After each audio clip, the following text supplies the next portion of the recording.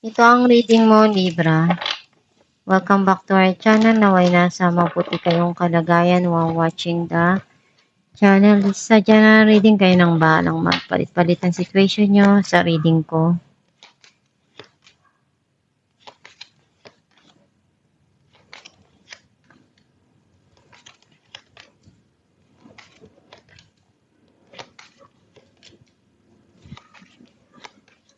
At the bottom of the deck, King of Cups. I feel like ang nasisense ko na energy mo, andun yung pagmamahal na binibigay mo sa mga taong andyan para sa'yo, sa mga taong mahal mo. Ang mensahe ng card mo, naiisip mo pa rin yung mga bagay na nawala na sa'yo.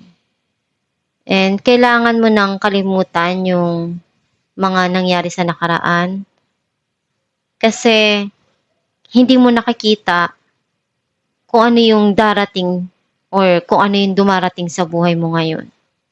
Kasi yung focus mo andun pa rin sa mga bagay na wala na. Meron ditong darating na gustong-gusto mo or matagal mo nang hinihintay ito. You feel connected pa rin dun sa past situation or past person. Some of you andun yung addiction and obsession. Or meron ditong pagtatalo na nangyayari. Gagawin mo lahat na makakaya mo para sa mga pangarap mo, sa mga gusto mong simulan or gawin sa buhay mo. May mga plano ka para sa kinabukasan mo, sa mga mahal mo sa buhay, and gagawin mo lahat kung ano yung kaya mo dun sa sitwasyon. May darating na abundance and prosperity. Some of you, andun yung nagkakaroon ng celebration or salo-salo. And masaya na ini-enjoy yung oras na yon. Some of you, nakikita ko na nagiging stable yung financial, yung nag-grow yung income. May inaalam ka, inaaral, or nagkakaroon na ng clarity yung mga nangyari sa buhay mo sa nakaraan. Andun yung success para sa'yo. Unti-unti nang nakikilala yung mga bagay na pinaghirapan mo. Some of you, andun yung victory na makukuha mo sa passion na yon, sa mga sinimulan mo. Clarify natin ang Five of Cups, the Empress, and Two of Swords. Marami kang pagsubok na pinagdaanan. Hindi mo pa rin yun makalimutan, and may mga bagay lang dun na talagang nakatatak na sa isipan mo. Ngayon naiisip mo na kung ano yung magpapasaya sa'yo, ayun yung gagawin mo.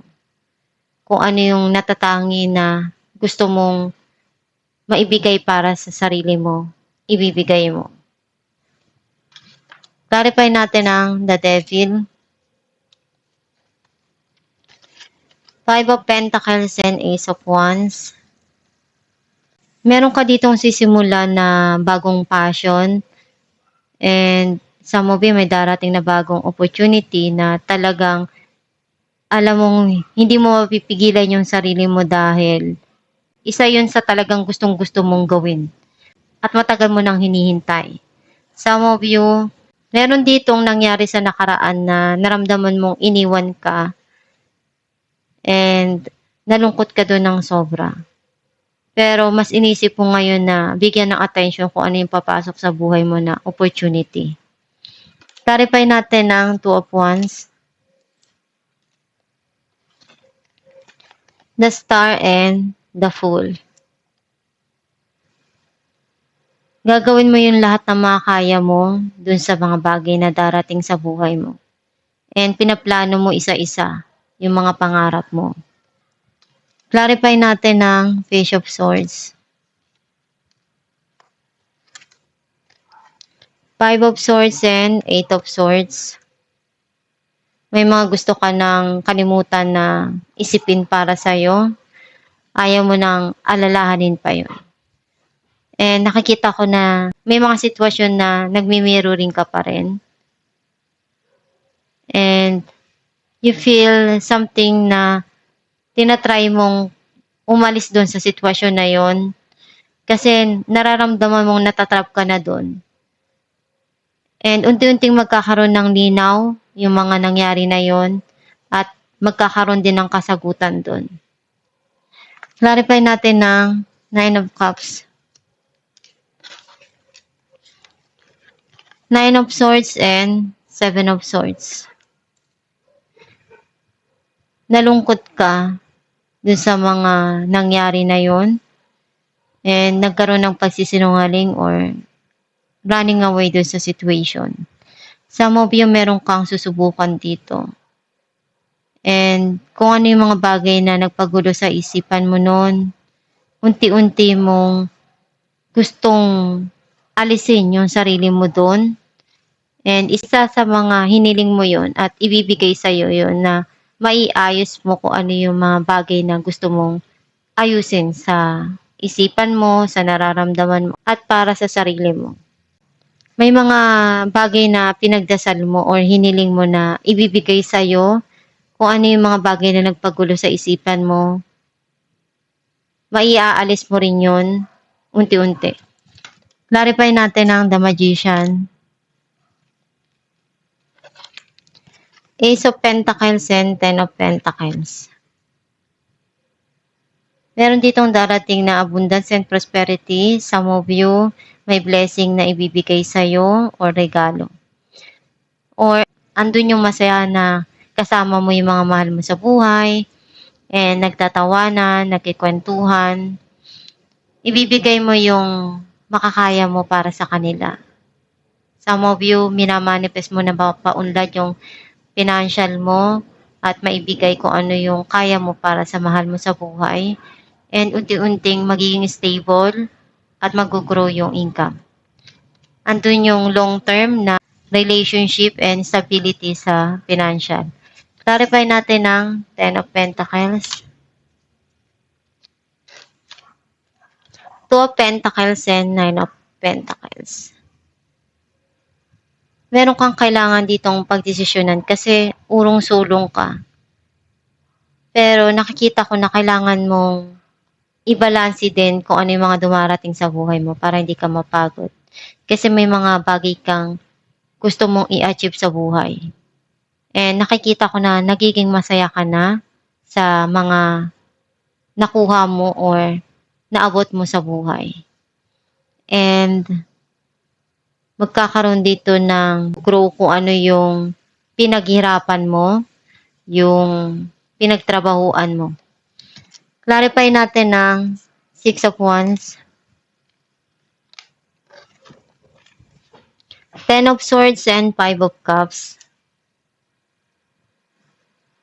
Nagkaroon na ng end yung mga sitwasyon na akala mo noon hindi mo na makakayang alisan. Kasi may mga memories ka doon na hindi mo makalimutan. And unti-unti mong naialis yung sarili mo doon, napagtagumpayan mo yon. At kung ano yung mga gusto mo pang gawin sa buhay, ipagpatuloy mo lang yan at ma-achieve mo, magiging successful ka rin one day. Alamin natin kung anong mensahe ng iyong gabay.